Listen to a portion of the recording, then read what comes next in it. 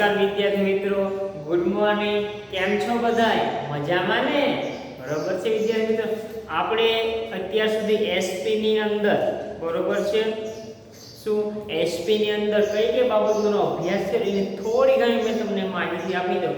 તો કે એક તો આપણે પહેલા વિજ્ઞાપન પત્ર, આવેદન પત્ર બરોબર છે, નિયમન પત્ર એની થોડી ઘણી ચર્ચા કરી, કંપની કઈ રીતે શેર બહાર પાડે એની થોડી ઘણી ચર્ચા કરી બરોબર છે. ઓફર ફોર શેરની વ્યાખ્યા જોઈ બરાબર, ભરણાની બેંકની વ્યાખ્યા જોઈ બરોબર છે. કે ભરણાની વિધિના બે ભાગ પાડવામાં આવે છે, શેર અરજીની વિધિ, શેર વહેંચણીની વિધિ બરાબર. શેર અરજી અંગેની વિધિમાં કે બેંકમાં ખાતું ખોલાવવું કે શિડ્યુલ બેંકમાં એસ્કો બેંક ખાતું ખોલાવવું, ખાસ પ્રકારનું ખાતું ખોલાવવું બરાબર, અને એની બધી વિગતો જોઈ. આ સિવાયની કાર્ય પદ્ધતિ જોઈ. શેર અરજીઓ મેળવવી, એનું વર્ગીકરણ કરવું કે શેર અરજીઓનું વર્ગીકરણ, શેર વહેંચણી વેચણી પત્રક. પછી છેલ્લે જોઈતું શેર વહેંચણી અંગેની વિધિ બરોબર છે. તો આ બધી આપણે વિગતવાર ચર્ચા કરી. તો હવે પછીનો જે આપણો મુદ્દો જે આવે છે એ છે કે શેર વહેંચણીના કાયદેસરના નિયંત્રણ અને જો કે શેર વહેંચણી કરવા માટે તમને કયા કયા નિયંત્રણો મૂકવામાં આવે, કઈ કઈ જોગવાઈનું પાલન કરવાનું છે એની આપણે વિગતવાર ચર્ચા કરશું બરોબર છે. તો કે આ બધી નિયમો તો કે 2013 ના કંપની ધારાની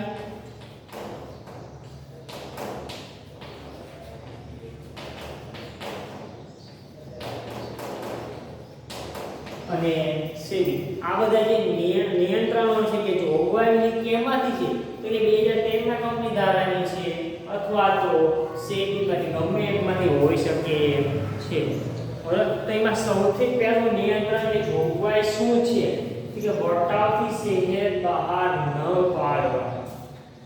એટલે કોઈ પણ જાહેર કંપની હોય કે જાહેર કંપની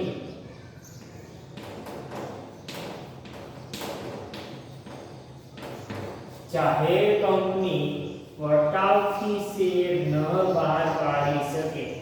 કોઈ પણ જાહેર કંપની જે છે એ વટાવથી શેર બહાર પાડી શકતી નથી. એ વટાવની તમને ખબર, વટાવ એટલે એની મૂળ કિંમત કરતાં ઓછી કિંમત લેવી.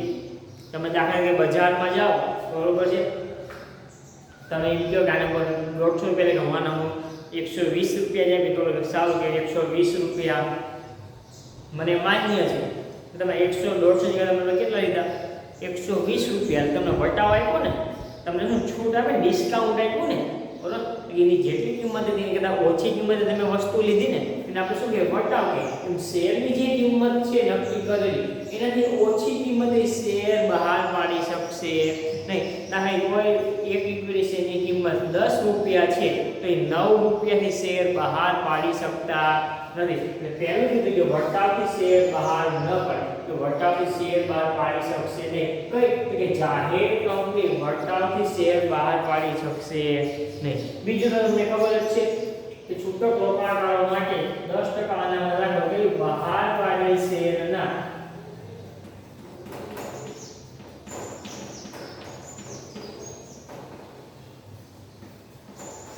કુલ બહાર પાડેલ શેરના 10% તમારે શું રાખવાનું છે? અનામત રાખવાનું છે. એટલે જાહેર ભરણામાં છૂટક રોકાણકારો માટે કુલ બહાર પાડેલ શેરના ઓછામાં ઓછું 10% અનામત રાખવામાં આવશે.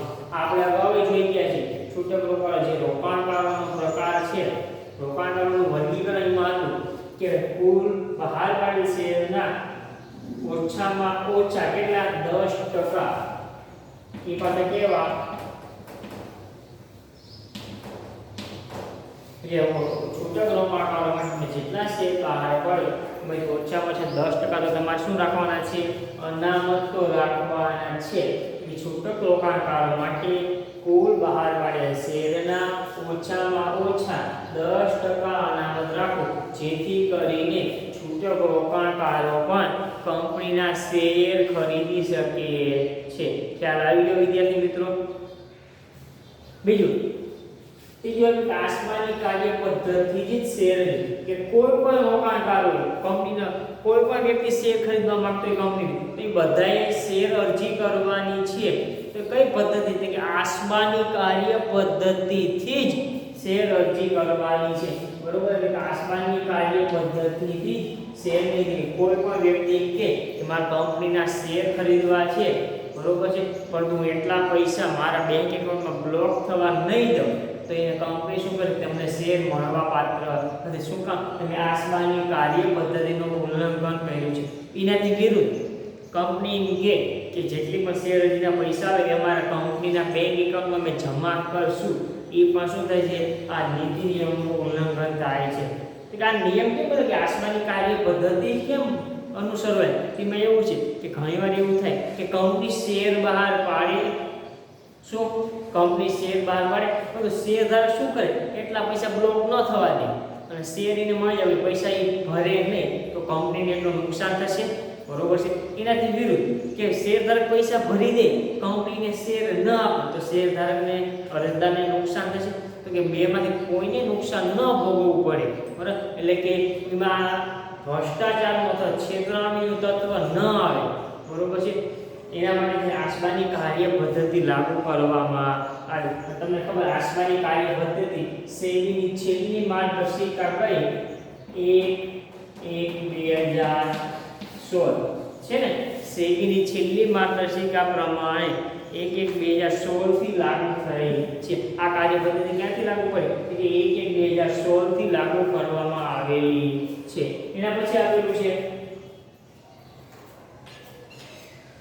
ઘરો ખુલ્લા મૂક્યા 10 દિવસ શેર વહેંચણીની સમગ્ર પ્રક્રિયા પૂરી કરી એટલે કે કંપની જે શેર અરજી સ્વીકારવા માટે જાહેર વળવું ખુલ્લું મૂકે કે અમારી કંપનીના શેર તમે આ તારીખથી ખરીદી શકો છો બરોબર વિજ્ઞાપન પત્રમાં જાહેરાત આપશે શું વિજ્ઞાપન પત્ર દ્વારા જાહેરાત આપશે વિજ્ઞાપન પત્ર દ્વારા જાહેરાત આપશે કે તમે અમારી કંપનીના શેર ખરીદવાનું ફોર્મ બરોબર આ જગ્યાએથી મેળવી શકો છો એટલે કે કંપની જે છે શેર અરજી સ્વીકારવા માટે જાહેર ભંગ ખુલ્યા મૂક્યા તારીખથી 10 દિવસની અંદર બધી પ્રક્રિયા પૂરી કરી દેવાની છે બરોબર શું કરી દેવાની બધી પ્રક્રિયા પૂરી કરી દેવાની કઈ કઈ પ્રક્રિયા તો એક તો સૌથી પહેલા કે શેર અરજીનો સ્વીકાર કરો સૌથી પહેલા શું થાય શેર અરજી તમે મોકલશો કે શેર અરજીનો સ્વીકાર કરવાનો બરોબર છે શેર અરજીનો સ્વીકાર કરવાનો પછી શેર વહેંચણી કરવાની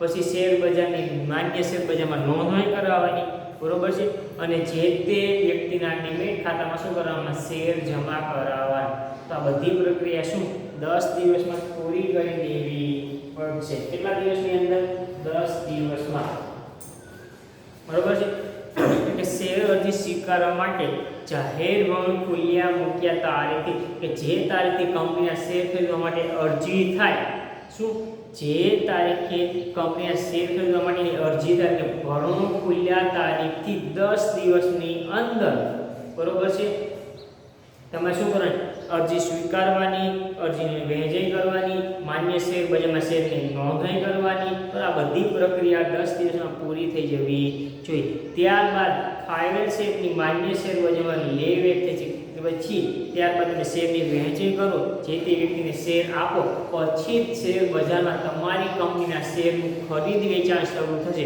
ત્યાં સુધી ખરીદ વેચાણ શરૂ થતું નથી એના પછી મહત્વનું ઉદાહરણ છે કે ડીમેટ ખાતું અત્યારના આધુનિક સમયની અંદર તમારે કોઈ પણ કંપનીના શેર ખરીદવા હોય બરોબર તો રોકાણકાર પાસે અથવા તો શેર અરજદાર પાસે ફરજિયાત શું પડે ડીમેટ ખાતું હોવું જોઈએ આજના સમયમાં તમારે કંપનીમાં રોકાણ કરવું હોય કંપનીના શેર ખરીદવા હોય કંપનીના ડિબેન્ચર ખરીદવા હોય ટૂંકમાં કહીએ તો તમારે કંપનીમાં રોકાણ કરવું હોય તો તમારું ડીમેટ ખાતું ફરજિયાત હોવું જોઈએ તમારું ડીમેટ ખાતું નહીં હોય તો તમે કંપનીમાં રોકાણ કરી શકતા નથી બરોબર છે કે શેર અરજી કરવા માટે જે તે અરજદારનું ડીમેટ ખાતું હોવું ફરજિયાત છે ફાળવેલ છે બીજું કે ડીમેટ ખાતું શું કામ હોય કે કંપની તમને જે શેર આપશે બરોબર છે શું આપશે ફાળવેલ શેર ક્યાં જમા થશે? ડીમેટ ખાતામાં.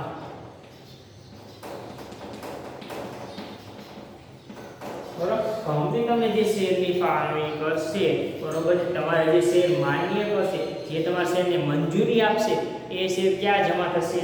તમારા ડીમેટ ખાતામાં જમા થશે. એ તમારે ડીમેટ ખાતું હોવું કેવું છે? ફરજિયાત છે. જો ડીમેટ ખાતું નહીં હોય, બરોબર છે, તો તમે શેરને શું છે તમારા ખાતામાં જમા થશે નહીં. બરોબર છે. પછી આપણે કંપનીએ બહાર પાડેલ શેરના બાંયધરી કરારની વાત કરી છે કે બાંયધરી કરાર ન કરેલ કંપની બહાર પાડેલ શેરના ઓછામાં ઓછા 90% શેર અરજી તો મેળવવી પડશે. બરોબર. એટલે કે કંપની બહાર પાડેલ શેરના, કંપની જે બહાર પાડેલા છે શેર જેના માટે બાંયધરી કરાર કરેલો નથી, કંપની બાંયધરી કરાર કરેલો નથી, તો છે બાંયધરી કરાર એટલે શું? અને અગાઉમાં ચર્ચા કરી થોડી ઘણી માહિતી આપી કે બાંયધરી કરાર એટલે શું. બરોબર. એટલે એવો કરાર કે જો કંપની તમે શરૂ કરો તો કંપની શરૂ કરવા માટે તમારે ઓછામાં ઓછા અમુક પૈસા તો જોઈશે ને. એટલા પૈસા નહીં હોય તો તમારી કંપની શરૂ થઈ શકશે નહીં. તો જે ઓછામાં ઓછા પૈસા જોઈએ અને આપણે શું કહીએ છીએ? લઘુત્તમ ભરણું. બરાબર, કે કંપનીને ઓછામાં ઓછા પૈસા મળે, બરોબર, પરંતુ જો એટલા પૈસા ન મળે તો એવો વ્યક્તિ શું કરે? એટલે બાંયધરી, એટલે તમે જેટલા પૈસા નહીં મળે એટલા પૈસાના શેર હું ખરીદ, એટલે એટલા પૈસા હું તમને આપી, જેથી તમે કંપની શું કરો? સરળતાથી શરૂ કરી શકો છો. આવો કરારને આપણે શું કહીએ? બાંયધરી કરાર. એટલે કે કંપનીએ શેર બહાર પાડ્યા એનો બાંયધરી કરાર ન કરે તો બાંયધરી કરાર કરેલો નથી, તેના ઓછામાં ઓછા 90% શેર માટે અરજી મળવી. કે જો શેર કરાર કરેલો નથી તો તમે જેટલા શેર બહાર પાડો છો એમાંથી 90% તો શેર અરજી મળવી જોઈએ, કે તમારા 90% તો શેર વેચાઈ જવા જ જોઈએ, એટલા પૈસા તમને મળવા જ જોઈએ. જો નહીં મળે તો તમે કંપની શરૂ કરી શકતા નથી. બરોબર. આગળ શું કે જો 90% થી ઓછી અરજી મળે તો કંપની શેર વેચાણ કરી શકશે નહીં. કે 90% ઓછામાં ઓછી તો 90% તો મળવી જોઈએ, એનાથી ઓછી ચાલશે નહીં. જો એનાથી ઓછી મળે, વધારે ભલે ગમે એટલી મળે, 110% મળે એ કાંઈ પ્રશ્ન નથી, એ વાંધો નહીં. ઓછામાં ઓછી તો 90% તો મળવી જોઈએ. 90% થી ઓછી મળશે તો કંપની શેરની વેચાણ કરી શકશે નહીં અને કંપની શરૂ થતા પહેલા જ બંધ થઈ જશે. બરાબર, કેમ કે આ નિયમ એવું કહે છે. એના પછી આપેલું છે કે 7મું કે સેબીની ના ધારા ધોરણ પ્રમાણે બુક બિલ્ડિંગ પ્રક્રિયા ફરજિયાત છે. શું આપેલું? સેબીના ધારા ધોરણ પ્રમાણે બુક બ્રીડિંગની પ્રક્રિયા શું છે? તમને ફરજિયાત આપેલી છે. બરોબર. તો સાહેબ કે છે બુક બિલ્ડિંગ એટલે શું? બરોબર. તો કે બુક બિલ્ડિંગ એટલે તમને થોડી ઘણી માહિતી હોય કે બુક બિલ્ડિંગ કોને કહેવાય. તો તમે છે બુક બિલ્ડિંગ નો અર્થ નથી ખબર, તમે કેવી રીતે કરે? તો કંપની શું કરે કે તમને શેરનો ચોક્કસ ભાવ નથી આપતો. શું કરે છે કંપની? તમને શેરનો ચોક્કસ ભાવ આપતા નથી. પેલા સ્ક્રીનશોટ આ બાજુનો પાડી લો, તમને સમજાય તો લખી સમજાય. બરોબર છે? સ્ક્રીનશોટ પાડી લો. બરોબર છે? આ સાઈડ સમજાય ને, સ્ક્રીનશોટ પાડી લો, તમને લખીને સમજાય દો. બરોબર.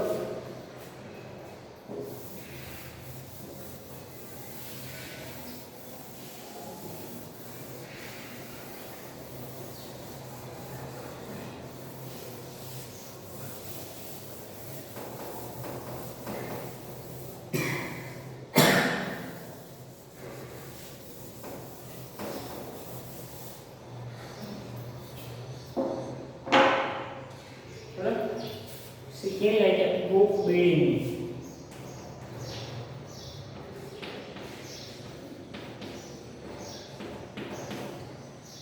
એટલે કંપની શું કરે? તમને શેરનો ચોક્કસ ભાવ ન આપે.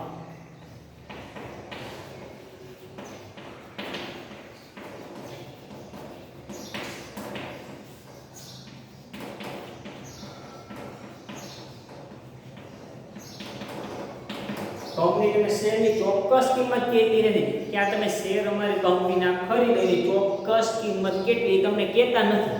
તો કિંમત જ ન કે તમારે શેર કઈ રીતે ખરીદો એના માટે તમને બીજી વસ્તુ કહે શું કહે છે કે શેરની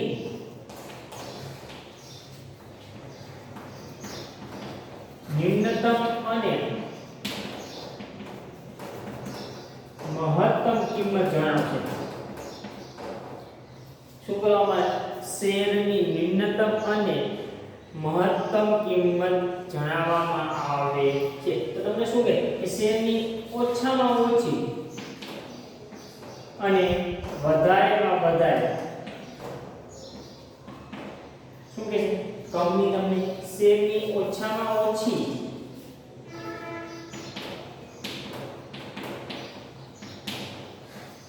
અને વધારેમાં વધારે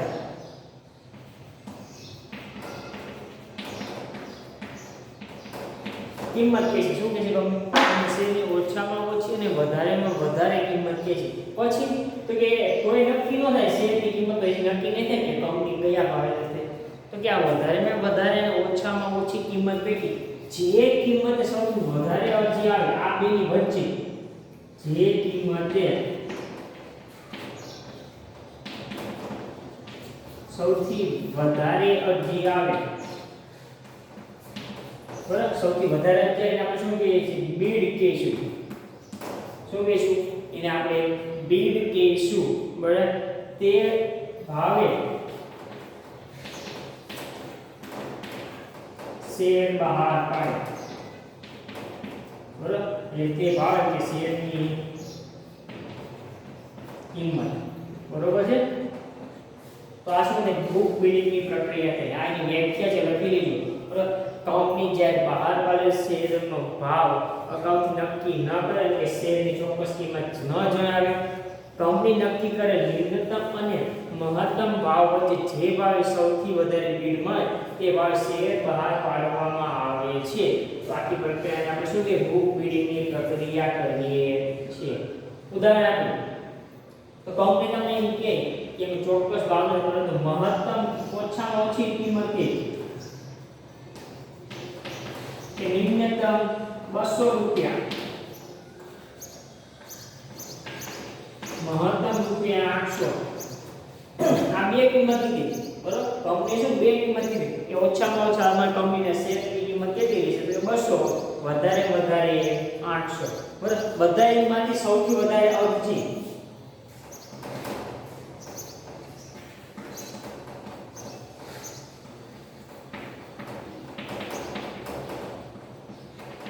સૌથી વધારે અરજી માની લો 510 રૂપિયા માટેની આવી. સૌથી વધારે અરજી એમાં 510 રૂપિયા કીધા. બરાબર તો શેરની કિંમત કેટલી નક્કી થશે 510. બરોબર છે. તો આ શું હતી બુક બિલ્ડિંગની પ્રક્રિયા. બરોબર છે. એટલે આ મુદ્દો એવું કહે છે સાત કે સેબીના ધારાધોરણના બુક બિલ્ડિંગની પ્રક્રિયા ફરજિયાત છે. જો સેબીએ નક્કી કરેલું હોય કે સેબી જો કંપની સેબી દ્વારા નિયત કરેલ ધારાધોરણમાં આવતી હોય તો શેર ફક્ત બુક બિલ્ડિંગની પ્રક્રિયા દ્વારા જ બહાર પાડી શકે છે. સેબીના ધારાધોરણ પ્રમાણે કંપની આવતી હોય તેને બુક બિલ્ડિંગ પ્રક્રિયા ફરજિયાત અનુસરવી પડશે. એટલે કે એ પ્રમાણે શેર બહાર પાડી શકે છે એની સિવાય બહાર પાડી શકતી નથી. ખ્યાલ આવી ગયો બુક બિલ્ડિંગની પ્રક્રિયા. બરોબર એના પછી સાતમું આપેલું છે કે અગાઉથી નક્કી ન કરેલ શેરની કિંમત. બરોબર અગાઉથી નક્કી કરેલ શેરની કિંમત તો વિજ્ઞાપન પત્ર બનાવવું પડશે અને અગાઉથી શેરની કિંમત નક્કી ન કરેલી હોય તો કઈ આવશે બુક બિલ્ડિંગ થશે કે નહીં થાય. બરોબર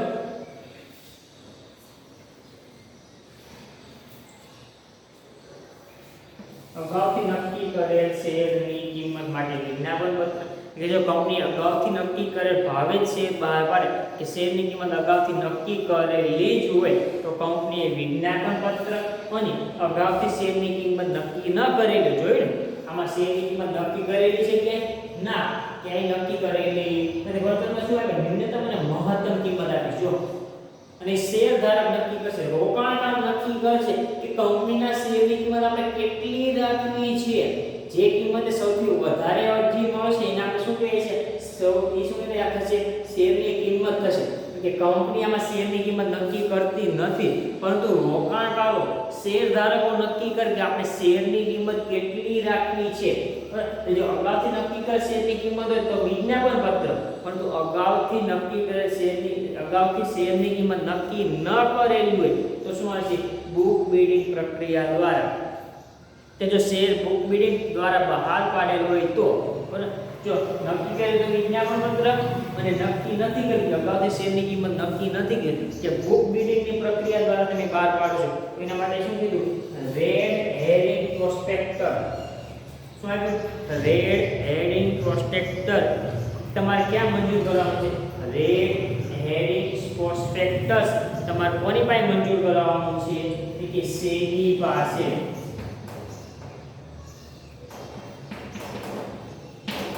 આ બે જો આ હોય તો વિજ્ઞાપન પત્ર હોય તો વિજ્ઞાપન પત્ર અને રેડ હેરિંગ પ્રોસ્પેક્ટર હોય તો તે તમારે કોની પાસે મંજૂર કરાવવાનું, સેબી પાસે મંજૂર કરાવવું ફરજિયાત છે. એ મંજૂરી આપે તો તમે એને બહાર પાડી શકો છો, મંજૂરી નહીં આપે તો બહાર પાડી શકતા નથી. એના પછી એક નવું, શેરની દાર્શનિક કિંમતના ઓછામાં ઓછી 5% કેની, એટલે કે દાર્શનિક કિંમતના ઓછામાં ઓછા 5% રકમ તમારે ફરજિયાત મંગાવવી પડે છે. નવમું શું કહે છે, તે કે બહાર પાડે શેરની દાર્શનિક કિંમતના ઓછામાં ઓછા 5% રકમ, બરાબર, તમે જેટલી શેર બહાર પાડો છો એની જે દાર્શનિક કિંમત છે એના ઓછામાં ઓછા 5% રકમ અથવા સેબી દ્વારા નિર્ધારિત કરેલ રકમ શેર અરજી સાથે મંગાવેલી હોવી જોઈએ. અથવા તો કોણ નક્કી કરે, કે સેબીએ નક્કી કરેલી.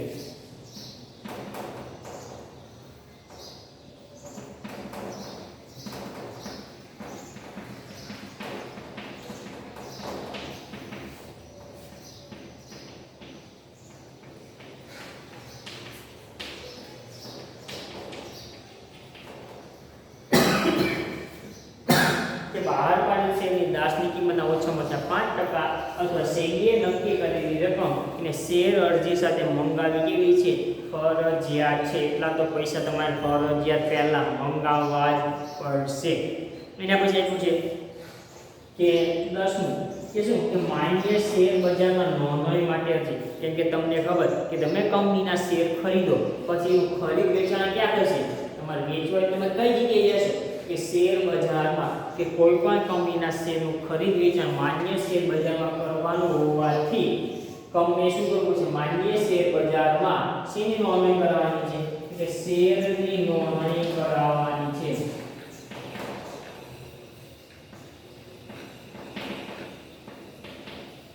બરોબર, કે માન્ય શેર બજારમાં કંપનીના શેરનું ખરીદ વેચાણ થઈ શકે એના માટે અરજી કરવાની છે, અને માન્ય શેર બજારમાં શેરનું ખરીદ વેચાણ થઈ શકે એટલા માટે થઈ શેરની નોંધણી કરાવવી ફરજિયાત છે.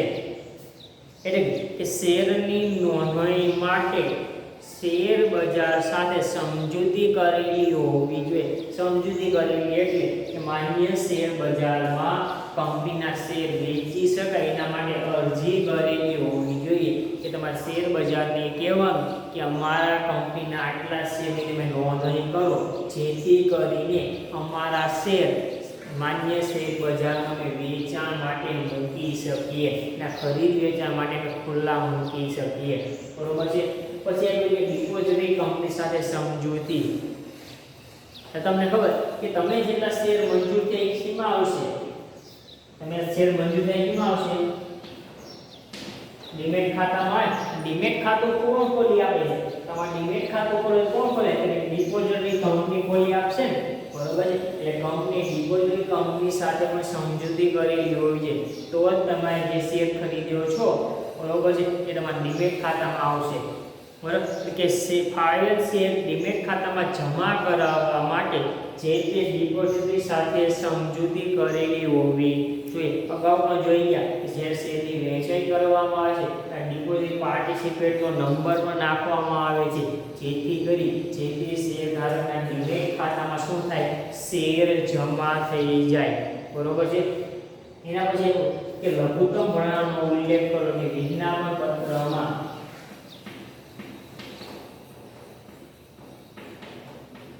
કે કંપની શરૂ થવા માટે કંપની શરૂ કરવા માટે ઓછામાં ઓછા કેટલા પૈસાની જરૂર પડશે એનો ઉલ્લેખ કેમાં કરવો પડશે?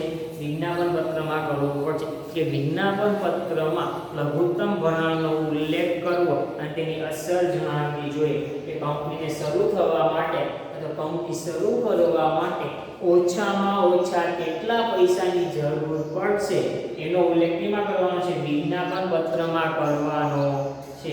એના પછી 13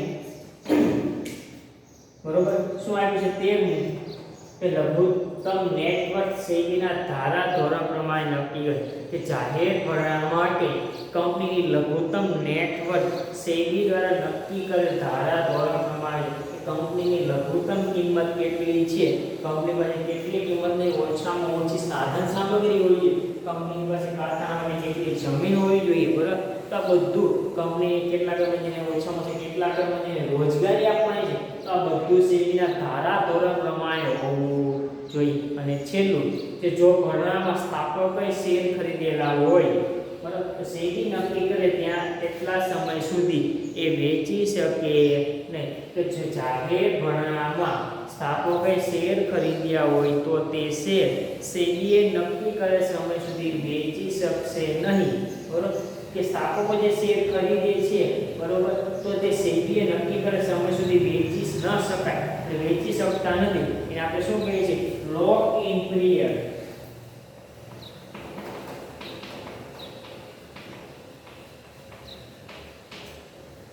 એને આપણે શું કહીશું? Lock in period.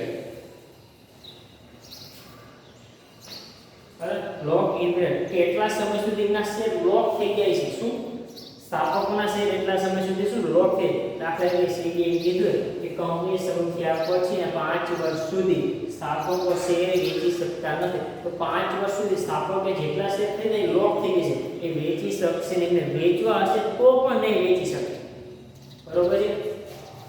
અને જ્યારે વેચવા માટેની શું કરે, જ્યારે એમને વેચવા હોય તો એ શું કરે છે? ઓફર ફોર શેર ભણી છે ને, બરાબર? લોક ઇન પીરિયડ એટલે શું કે સ્થાપકોએ શેર ખરીદેલા હોય તેને સેબીએ સ્થાપકોએ જ્યારે કંપનીના શેર ખરીદેલા હોય અને સેબીએ નક્કી કરેલ સમય સુધી વેચી શકતા નથી, ને આપણે શું કહીએ? લોક ઇન પીરિયડ કહીએ છીએ, બરાબર? આ લોક ઇન પીરિયડ પૂરો થયા પછી સ્થાપકો શું કરે છે? સંચાલકો પાસેથી પરવાનગી લઈ પોતાની પાસેના વધારાના શેર જાહેર જનતાને ખરીદવા માટે વેચાણ માટે આમંત્રણ આપે છે, એને આપણે શું કહીએ? Offer four share. ખ્યાલ આવી ગયો? બે મુદ્દા ઓફર ફોર શેર આમાંથી આવે છે, બરોબર છે? તો સ્થાપકો શેર ન ખરીદે તો શું થાય? સ્થાપકો કંપનીમાં પૂરતું ધ્યાન આપશે નહીં, પરંતુ જ્યારે પોતાનું રોકાણ હશે કંપનીમાં તો શું કરે? સારી કામગીરી કરશે, કંપનીનો વિકાસ થાય એવી કામગીરી કરશે। એમને ખબર કે કંપનીમાં આપણા પણ પૈસા રોકાયેલા છે, જો કંપની આપણે યોગ્ય રીતે ચલાવશું નહીં તો કંપની બંધ થઈ જશે, આપણા પૈસા પણ ડૂબી જશે। એટલે આ નિયમ બનાવાયો કે સ્થાપકોએ પણ અમુક શેર ખરીદવાના, પરંતુ જ્યાં સુધી સેબી ન કહે ત્યાં સુધી વેચી શકતા નથી, બરોબર વિદ્યાર્થી મિત્રો? આજે આપણે અહીં સુધી રાખીએ છીએ। તો આ આખો મુદ્દો જે છે શેર વેચીના કાયદેસરના નિયંત્રણો અને જોગવાઈ તમારે પાકા ચોપડામાં લખવાની છે, કેમ કે બહુ જલ્દી તમારી પાસે પાકો ચોપડો જેટલું પણ લેસન આપવામાં આવે છે દરેક વિષયનું એના ચોપડા સ્કૂલે મંગાવવામાં આવશે। તો અહીં સુધી રાખીએ। જય ભારત। ઘરે રહો, સુરક્ષિત રહો, ખુશ રહો। શું? ઘરે રહો, સુરક્ષિત રહો અને ખુશ રહો।